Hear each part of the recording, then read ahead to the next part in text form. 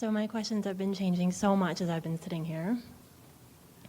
First, I had all these esoteric questions about why we're here and Fun.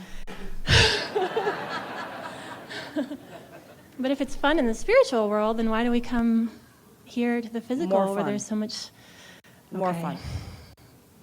But there's Sure. a lot other than fun that happens. There's a lot of suffering too. Unnecessary. Okay. So anyway, but the question, Sometimes you don't enjoy fun as much until you've been a little dull. Sometimes a little dull makes fun fresher. Sometimes a little hate makes love more delicious. Sometimes a little suffering makes ease better. In other words, it's all a focusing process. Humans have just got a little heavy on the service suffering part. why? Why? Yeah.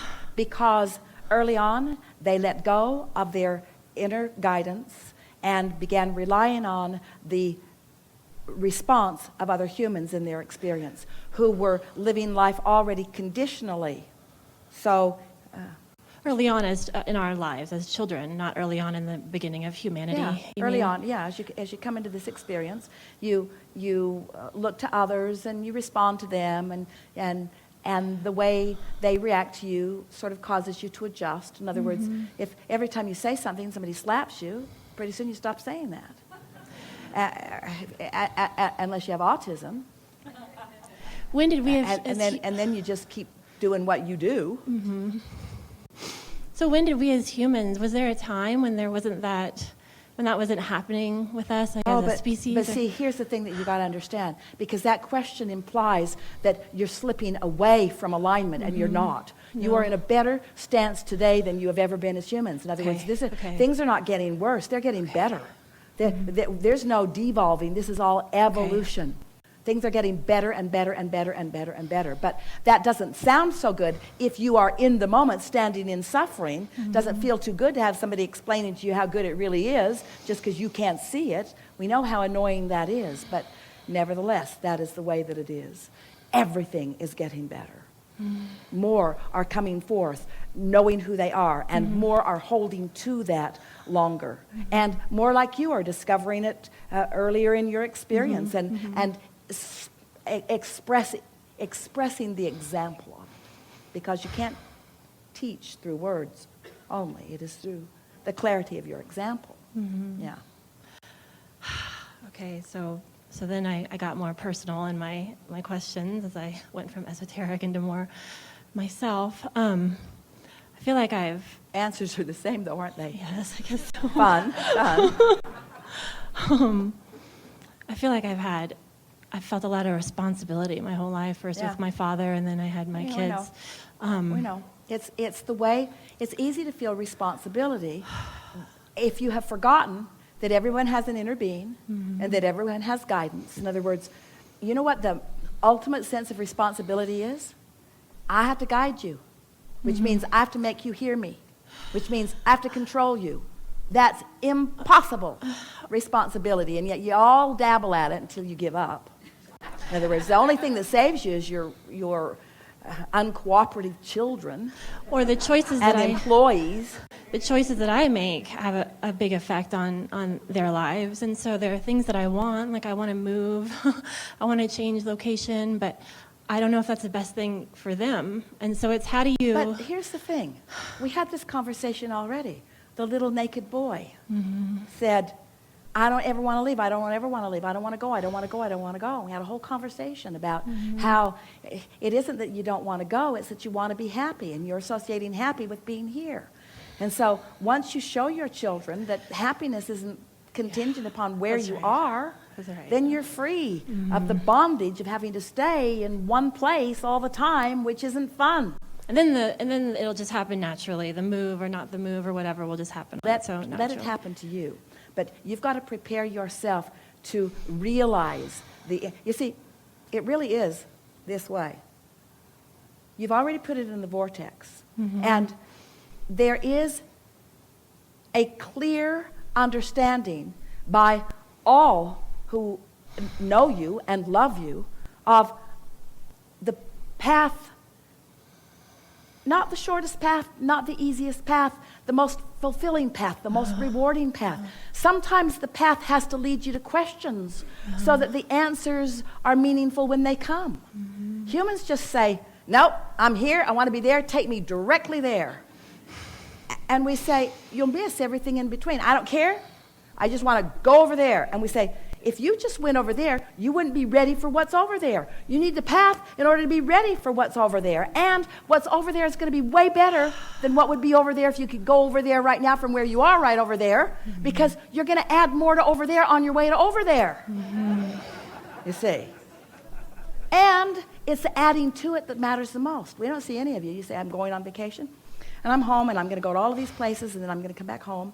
That's my itinerary. We don't say, you say, well, wait. Ultimately, I'm coming home, and I'm already home. Why go? I guess I'll just check vacation off the list. No point in going, because I'm already to where I'm going to be after I've gone. But you don't go on the vacation to get it done. You go for the fun, for the insight, for the meetings, for the questions, for the rendezvous, for the insights, for the impulses, for the fun, for the life, for the living, you see. And that's why, this is the way your path is. It's unfolding constantly, and it's all for fun. And we all are taking such pleasure with you, you see. But sometimes we're the only ones having fun. We're having so much fun. We're having so much fun moving around with you. And the more fun we have, the worse you feel when you're not having any. Oh. The more you ask us to focus with you, that's that vortex, the more we do. And the more you ask us, the more we focus, and the faster that momentum gets. And the greater potential for joy, which means the greater potential for pain if you're not up to speed. Ooh. So if you're asking and not letting it in, and asking and not letting it in, and asking and not letting it in, and asking and not letting it in, you've provided a tremendous party for us that you're not having any fun at, you see.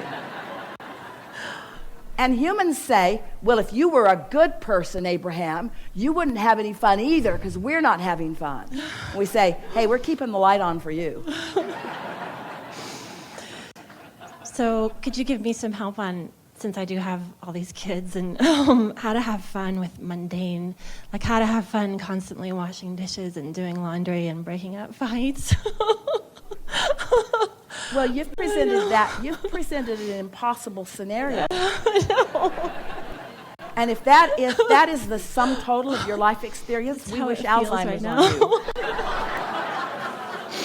That's how I feel some days. We're just having fun. They're groaning out there. So constantly washing dishes. Really? Constantly washing dishes? Really? I knew you were going to say. Really? I thought this whole thing out of my head. This question of constantly. We know that you're washing more dishes than you want to. I'm thinking about washing dishes, maybe, or doing laundry, maybe you see, more we than don't, actually. we don't think it's what you're actually doing that's bothering you. We think it's feeling that you should be doing things that you're not doing that is bothering you. It's anytime you've decided that something would be a good thing for you to do and you don't do it, there's resistance in it. And so you're just holding these responsibilities over your head because you're too much of a free spirit to do all that stuff that you don't want to do. And yet not doing it is making you feel so guilty. That's where the word responsibility comes in. Otherwise, you'd say, I am so inspired. One day, many years ago, Jerry and Esther were coming across the desert, and they stopped at a truck stop kind of restaurant. And the place was so full of people. Every table was filled, and there were people standing, waiting to be seated, and people standing at the cash register, waiting to pay out, and there was only one waitress in the whole place. And as Jerry and Esther sat, Jerry said, look at her. And Esther said, I think she's on drugs. And Jerry said, no, she's in the zone. Watch her. And so they began watching her, and they noticed that she was almost like in a hypnotic trance, just moving from thing to thing to thing to thing to thing. She was the ultimate multitasker of anything Esther had ever seen. And she was in the flow to such an extent that she was having just the most wonderful experience. Saying the right things at the right time to everyone involved and everyone in the place. There was no discord in the place. No one was feeling anxious because everyone was being tended to because she was so fully present in what she was doing, you see. Yes. She was tuned in, tapped in, turned on. She had source energy flowing through her. And everyone that wanted anything. Have you ever had a waiter that you're trying to get their attention and they're walking right past you and you're even waving things in the air and they can't see you? And then there's another waiter that you're way over there and he's way over there and he seems to sense exactly what you need and when you need it. In other words, there's alignment and there's not alignment. And when you are in alignment, whatever it is that you're engaged in is rewarding. It is satisfying. It is fun. It is co-creating. It is delicious. It's not the type of activity that makes the difference. It's not, it is the alignment while you're doing it that makes the difference. Been there. I know what you're saying. And so what so many people are doing, they're taking things that they've convinced themselves that they don't want to do. As this is the problem with people trying to clean up things way out here in the weeds, out here in the details, where you have defined yourselves that no one wants to wash dishes and no one wants to take out the garbage and no one wants to do those things. We should be doing more high-minded things. And we say, really, what you want to do is be more high-minded while you do things. It's not the things that are high-minded, it's you. And when you are tuned in to who you are, whatever you do is satisfying and fulfilling. And you begin noticing, Esther's watching her little kids, her little grandkids around her, how the happier she is in the things that she is doing, the more they want to play along. They want in on it, no matter what it is that she's doing. Things that most kids wouldn't want to do, they want to do because they can feel the fun of the doing of it, of the experiencing of it. You're creating vibrational environments, you see, for yourself and for others. So the woman I studied yoga with was like a Krishna devotee, and they see God as having a very individual, like as a personality, and then I read these other things, where God is sort of just this misty kind of energy that's all pervading, like the Tao, and so I'm just wanting a visual for me, for my own imagination, what of source of God. God is, if you want to use the word God, what man wants to play that persona is the culmination of all of the wonderful expansion that has been amassed from experiencing the contrast of life. So all that you've asked for, that which you want to call God, has become, and stands as the standard of all that you are, reflecting it back to you with such clarity and consistency. Clarity and consistency meaning the same thing. Clarity, consistency, love. Clarity, consistency, love, all meaning the same thing. Attunement, alignment. Reflecting it back to you with such precision, such constant, such consistency, such unwavering, that any time that you are ready, you can feel it. It is the ultimate vibration to which you seek alignment. And when you do, that which you call God will expand through you, God that God calls God. We've enjoyed this interaction more than words can explain to you. It's exhilarating to come together with those like you who are understanding who you are and stepping into that role with more conscious awareness. Nothing feels better than to reach for something and find it. And then to reach for something more and find that too. Nothing feels better than to feel your own empowerment and to project it deliberately. Nothing feels better than to be the uplifter that you were born to be and to get to witness the results of your upliftment.